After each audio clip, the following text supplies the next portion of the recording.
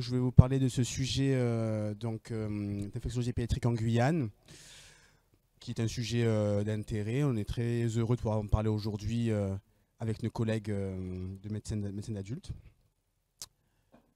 Donc je n'ai pas de lien d'intérêt en particulier avec ce sujet. Donc d'abord, pour commencer,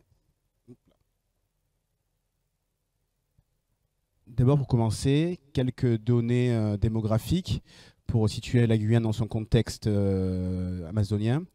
Donc c'est un département français d'outre-mer avec une forte croissance démographique par rapport à l'Hexagone. Population qui est jeune, l'âge médian de 25 ans. Vous voyez la pyramide des âges qui a une base large qui montre que la population est jeune. Une naissance importante, un taux de natalité qui est de 25 pour 1000, avec un taux de pauvreté qui est important en Guyane. Un Guyanais sur deux vit sous le seuil de pauvreté et un taux de chômage important. Aussi, par sa position géographique et son histoire, la Guyane est un territoire avec une histoire migratoire importante, ce qui se voit dans sa démographie avec un tiers de population qui est immigrée. Donc, pour commencer, pourquoi c'est important pour nous de parler de ce sujet-là? Vous voyez ici une figure qui a été issue d'une thèse de médecine d'une collègue de pédiatrie, Chloé Pansard, qui a fait une étude entre 2007 et 2016 et qui a montré que les causes infectieuses représentaient un quart des décès des enfants entre 1 mois et 15 ans. Donc, ce sont des chiffres un peu anciens, mais c'est des chiffres quand même assez intéressants pour nous, car ils démontrent qu'il y a beaucoup de choses à faire sur ce plan-là. Au niveau de la Guyane et de Mayotte, les vaccinations... Vous m'entendez mieux? Comme ça? Ok. Au niveau de la Guyane et de Mayotte, donc vous voyez qu'il y a des vaccinations qui sont un peu adaptées, notamment par le fait qu'à la naissance, on fait le BCG chez les enfants vivant en Guyane et l'hépatite B. Alors, on fait ces vaccinations pour éviter des ruptures logistiques qui feraient que les enfants qui seraient hors de l'hôpital n'auraient pas ces vaccinations dans un contexte où ces pathologies sont très présentes en Guyane. Aussi, on fait le vaccin fièvre jaune à 12 mois, car ce virus qui circule au niveau de la Guyane. On en parlera un peu plus tard dans le cours de cette présentation.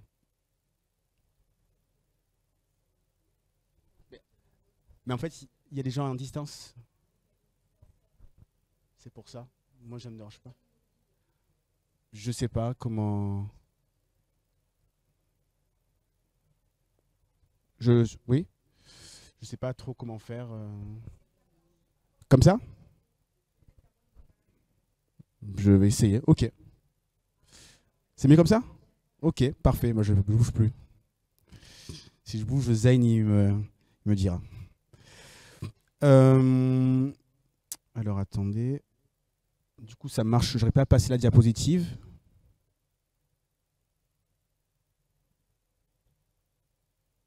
Ah. Ok, merci.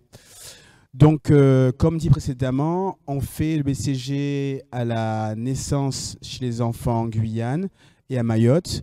C'est suite à un rapport du Haut Conseil de santé publique qui a, malgré le risque connu, mais rare, de BCG généralisé chez un enfant qui peut avoir un déficit immunitaire combiné sévère, on a décidé de vacciner les enfants en Guyane car le bénéfice est supérieur au risque de cette pathologie. Donc, c'est la raison pour laquelle ce vaccin est fait en maternité depuis 2017.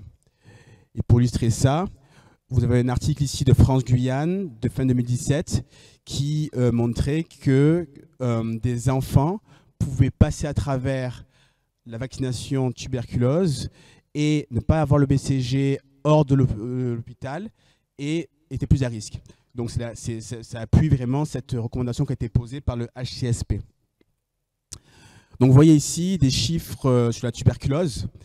Donc la Guyane est le département français où l'incidence la plus élevée en France. Donc vous voyez 25,7 cas pour 100 000 habitants. Alors c'est un petit territoire, 300 000 habitants, mais il y a peu de cas numériquement, mais l'incidence est élevée. Et ce que l'on voit, c'est que au final, les cas pédiatriques sont peu nombreux. Donc, vous voyez ici un travail issu d'une thèse de médecine qui a été soutenue il n'y a pas longtemps. il y a à peu près par an 3 à 5 cas de tuberculose.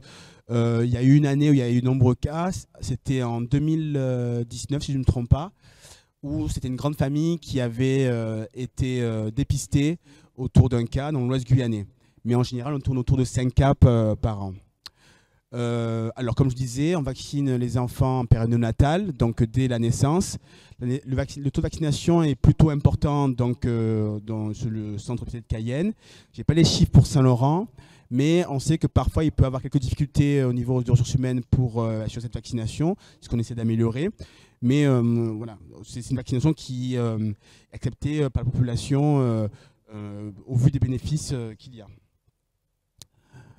Pour l'hépatite B, donc c'est un département où le taux de dépistage est parmi les plus élevés, en tout cas c'est au-dessus de la moyenne nationale. On voit que cette vaccination néonatale est un peu moins pratiquée en comparaison au BCG. Et il y a aussi une problématique des enfants qui naissent de mères qui ont un HBS et qui sont perdus de vue. Alors, on essaie de travailler pour améliorer cette situation, mais on a cette problématique qui est toujours présente. Pour la... Ah, je suis revenu au début. Bon, je vais repasser.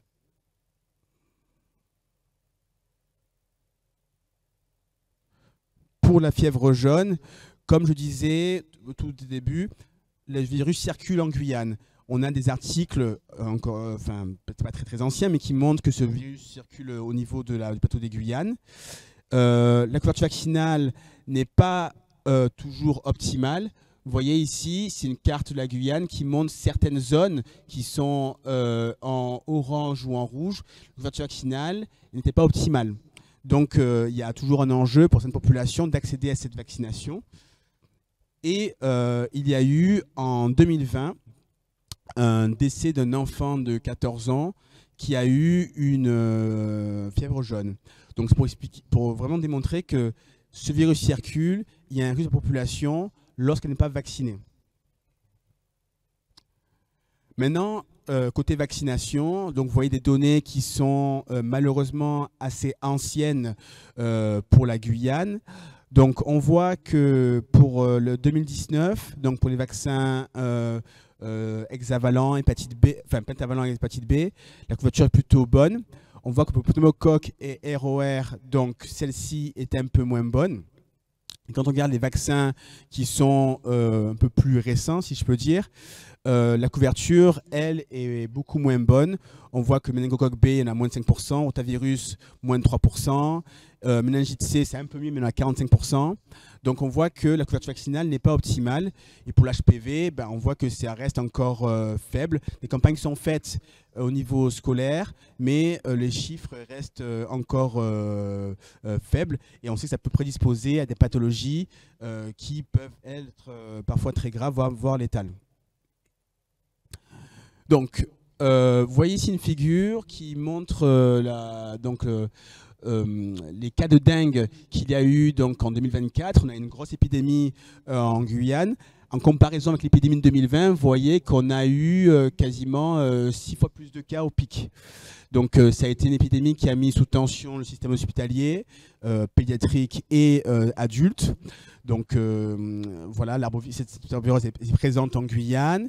On a aussi des cas de chikungunya, Zika, qui ont été décrits en Guyane sous le mode épidémique également.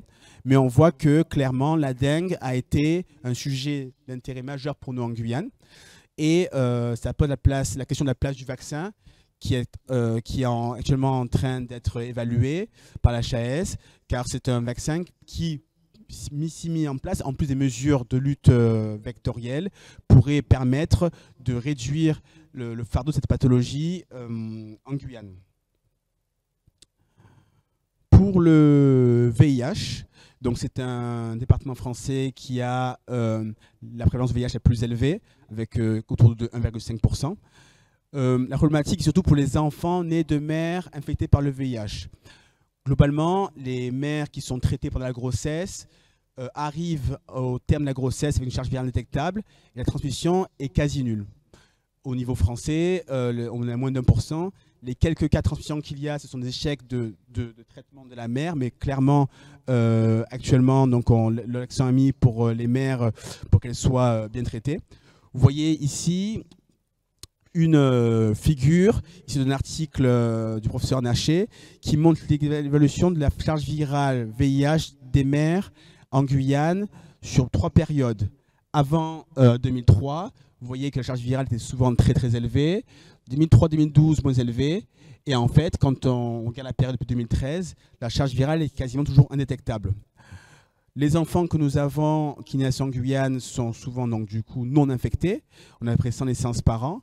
Et les patients infectés, la file active est environ de 20 patients, surtout des enfants qui viennent de l'étranger, principalement Haïti ou Suriname, et ils arrivent à un âge plus avancé. Mais la transmission VIH mère-enfant est quasiment interrompue en Guyane. Vous voyez ici aussi, donc, on parle du paludisme. Donc, on a eu des cas de paludisme très importants en fin d'année dernière. Il y a eu un foyer, surtout dans l'Est guyanais, Saint-Georges-Regina. C'est surtout des accepalus à la Plasmodium vivax. Falciparum ne touche pas vraiment les enfants, c'est vraiment plutôt les orpailleurs qui sont dans des zones très reculées, très isolées. Des projets ont permis aussi de diminuer cette prévalence de falciparum dans cette population. Mais en pédiatrie, le paludisme que nous avons est surtout des accepalus à vivax. Alors, en préparant le topo, je me suis rappelé qu'il y avait aussi, alors c'est plus au niveau de l'os guyanais qu'à Cayenne, des cas de syphilis congénitale qui sont de plus en plus décrits. On a d'ailleurs parlé à un congrès national avec une collègue de Saint-Laurent cette année. Donc, c'est vraiment une pathologie émergente et c'est arrivé autour des années 2020-2021.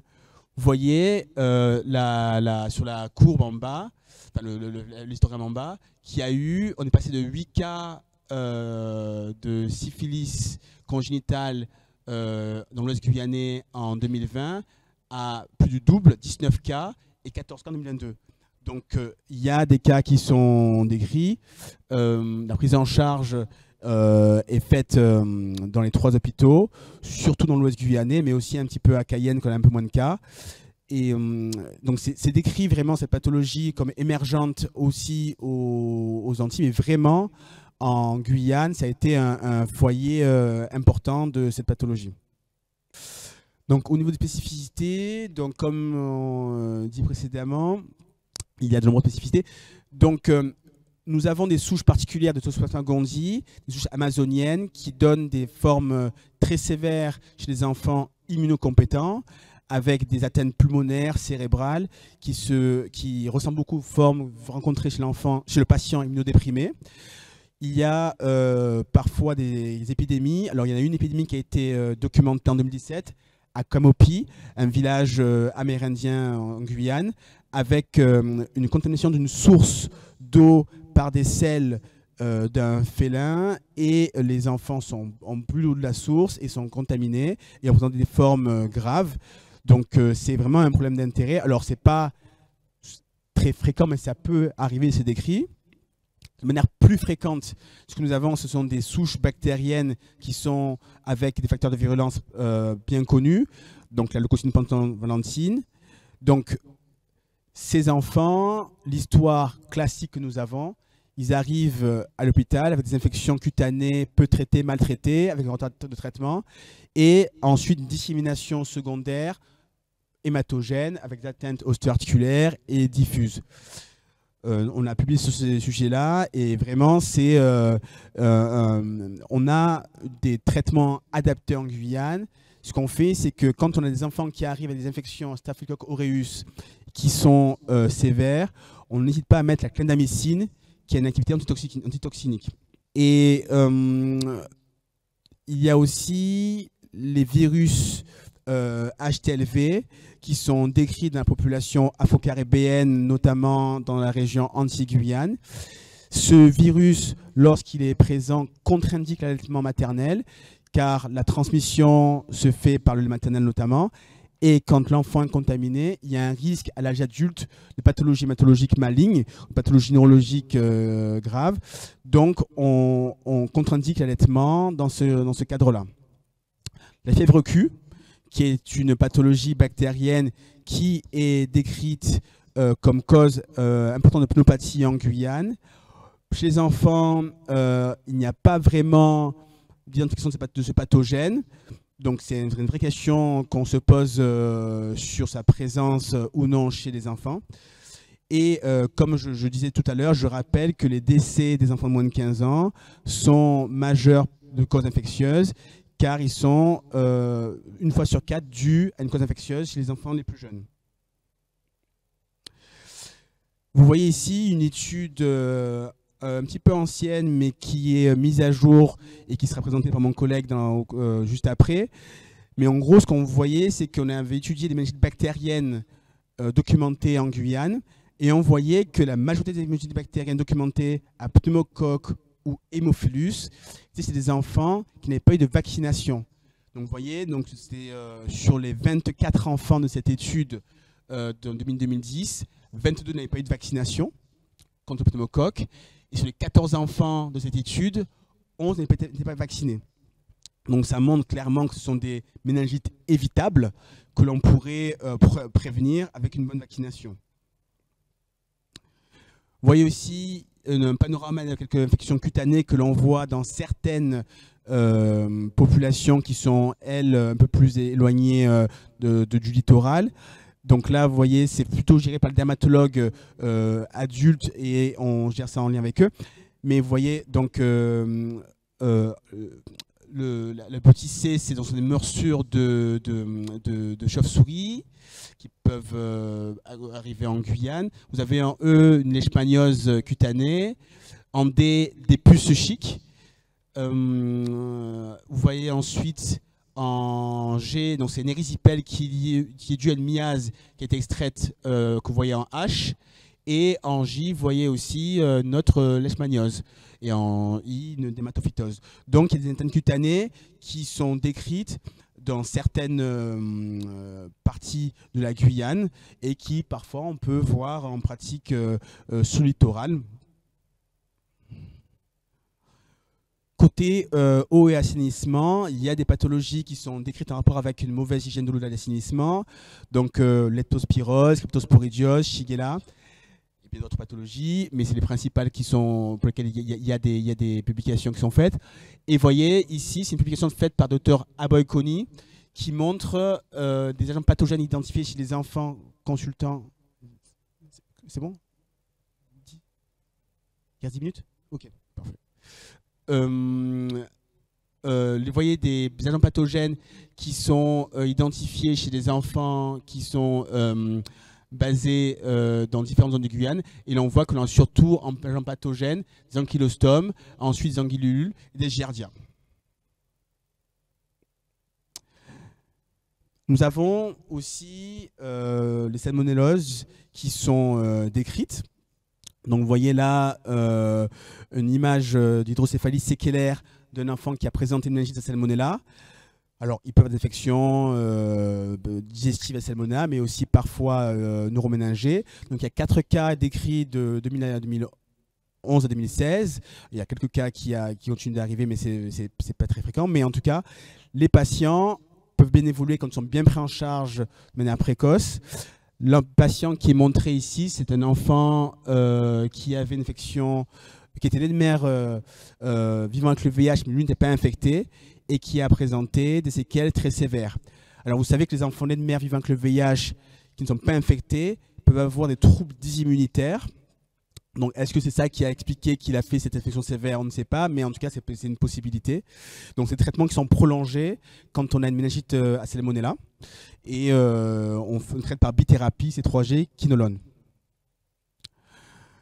Donc, quelques mots sur notre activité d'infectiologie pédiatrique. Donc, nous donnons nos avis en partant de l'hôpital de Cayenne à nos collègues de Kourou, de Saint-Laurent. Et aussi, on se réunit une fois par semaine avec des collègues de Guadeloupe et de Martinique pour parler de cas complexes qui posent souci. Et comme on a aussi une collaboration sanitaire avec les EVASAN, ça permet aussi de parler des patients avant de les envoyer dans d'autres centres. On a notamment eu, il y a 2 ans, un enfant qui a présenté une cryptocose neuroméningée qui a été envoyé en Martinique. Et ce staff-là a permis de bien coordonner sa prise en charge.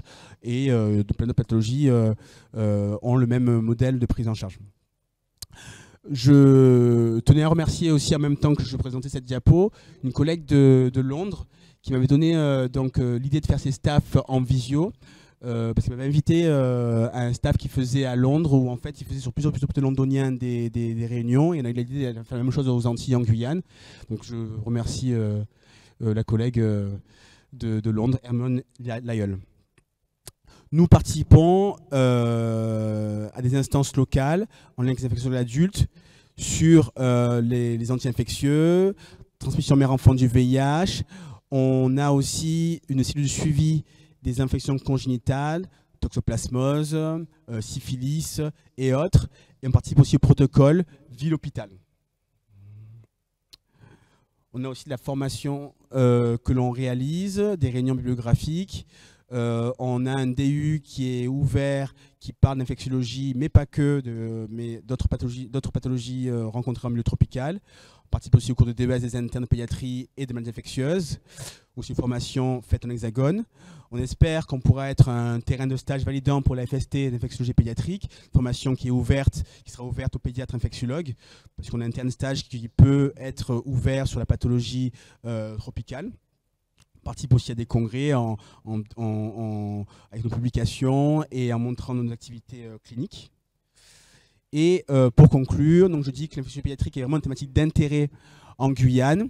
On voit l'impact des maladies à prévention vaccinale que l'on pourrait prévenir si la couverture vaccinale était meilleure. On aimerait mieux estimer la couverture vaccinale, donc les travaux sont en cours pour essayer de mieux l'estimer. Le territoire est un territoire vaste, donc c'est difficile de rattraper les enfants, mais on essaye de mettre en place ce rattrapage vaccinal dans certaines zones, avec des défis logistiques importants, parce que quand on va dans certaines zones éloignées, il faut prévoir tout ce qu'il faut pour la chaîne du froid et la bonne vaccination des enfants. Et on a une activité de recherche d'enseignement pour la infectiologie pédiatrique. Là, je mets ici 2 articles, mais le plus récent, c'est un article collaboratif fait avec les pédiatres et les infectiologues adultes sur les pathologies infectieuses et non infectieuses de Guyane, pour aller plus loin sur les pathologies que l'on rencontre localement. Donc, s'il y a des questions, je suis prêt à y répondre et je vous remercie.